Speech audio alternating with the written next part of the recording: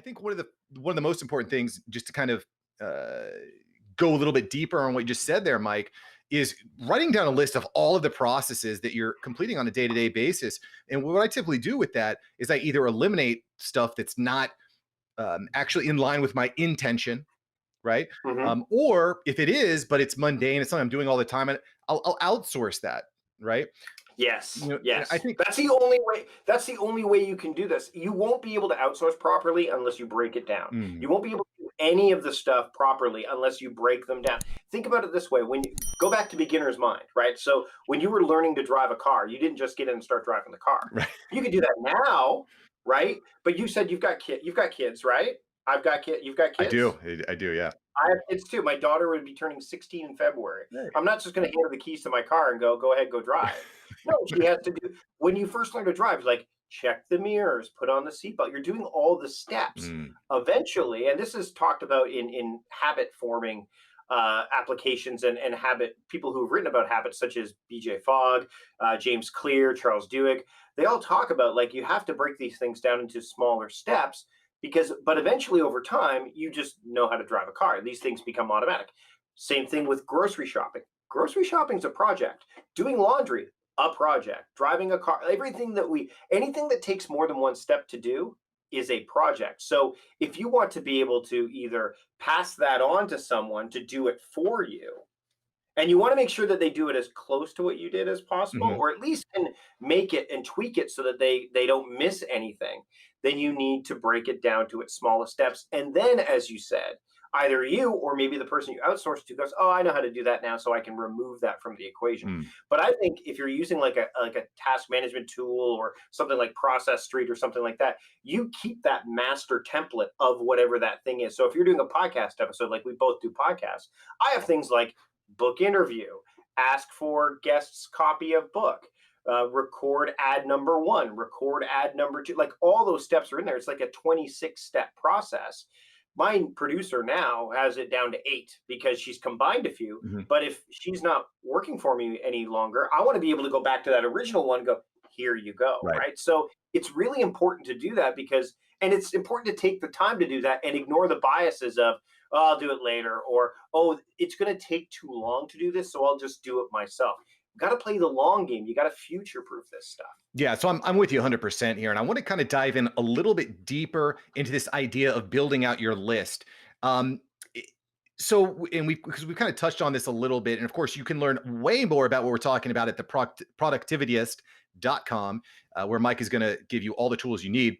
Let's talk a little bit more about lists, okay? So Mhm. we're talking about the processes and your overall processes, but when I'm thinking about lists, do you think it's important to have both short-term lists, long-term lists, medium-term lists? How often are you sitting down? Let's kind of dive into this a little bit more. Okay, so here's my thought on the to-do list. Is I think the to-do list should be one list. I think you should just have different ways to look at it. Okay. So I think you should have to have different lenses. So any good to-do list application or any good paper planner has the ability for forecasting and things like that. But most people don't take the time to fill out those things. I mean, I look at some fantastic planners like the Bullet Journal and the Full Focus Planner by Michael Hyatt, and everyone I've talked to about these that are not die hard into Ryder Carroll's work or Michael Hyatt's work say, "Oh man, I don't do that part. I don't fill that stuff out. It just takes too long." Again, that's it's important to do that You stuff. can invest it on the But front end. Yeah. right, exactly. But and a lot of to-do list apps don't have this either. But what I recommend you do, and I do this in my work, is I have monthly themes and what I call an annual axiom and things like that. Is I will use the to-do list app to create projects for those themes. So I'll put them in there, even if I have no intention of doing them anytime soon. Mhm. I'm of the mindset to capture everything, regret nothing. Because if it's in here, it's jumbling around with a bunch of other stuff. I don't know if you've ever come across this, Mark, but if you're like writing something out and you forgot to say buy cereal for your kids, and you're writing an email and it comes to mind, and all of a sudden it just types out of your fingers onto the screen like buy cereal. Where the hell did that come from? Like we subconsciously think of these things. So what I recommend people do is if they're using a paper planner is to have some kind of identifier that allows them to look at it and filter their list. So I'll use this as an example. If I know that this is something I want to do short term, I'll tag it short term. Mm. Like I'll put it like a hashtag in short term. Because then I know that it's something I need to do in the not too distant future. Or I'll use a flag. Let's say we're using Todoist and they've got like the orange flag or the red flag. Maybe the red flag means short term and the orange flag means long term. So something like that, something that when you're looking at the list, you can go, I don't need to see the whole list. I just need to see this part. And that doesn't just apply to like short term, long term goals. It also applies to things like, energy levels. So, for example, if I know that I'm tired, and I mean, we live in a world right now where there's so much uncertainty, and that can be really draining. Well, if I'm, I'm not a morning person, so if I'm like, ugh, it's the morning, I don't feel like getting going, but I know I need to move the ball forward on a bunch of different things. Let me just look at my low energy tasks. I can look at that filter, that label, that tag, and I go, oh, here are all the things I can do. And then the due dates are secondary. Like any of those dates are secondary to the fact that this is how my body is right now. I mean, I could still use dates as like a secondary filter. Okay, I'm tired. What of the things that are due sooner I should be doing when I'm tired? And conversely, oh my God, it's now 4 p.m. I'm hitting my stride because I'm a night owl. Let me see all my high energy things. Oh, there they are. Oh, these ones are the ones that I've indicated I want to do first. Let me do those. So it's not about having multiple lists.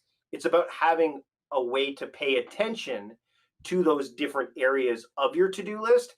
Because if you have multiple lists, sometimes that can be really, really tough to track, right? Like, oh, this list is over here, this list is over here. If you have it in one place, but you have different ways to look at it, I think that's more powerful. Plus, then you don't have to deal with the learning curve of, okay, well, here's another app that I have this list in, and here's another planner I have. You're able to kind of centralize things, and that way your brain knows where to go. And when it knows where to go and it starts believing in what's there, it'll trust it. And then you've got a trustworthy framework that you can follow. So all that makes a lot of sense. You touched on a lot of really great points there, Mike. Thank you so much for watching. I'm glad you enjoyed this episode. I've got several other episodes right here for you. Smash one of these videos to make sure that you don't miss out on the tips, tools, and tactics of industry experts. Let's take that side hustle full time. Smash one of these links.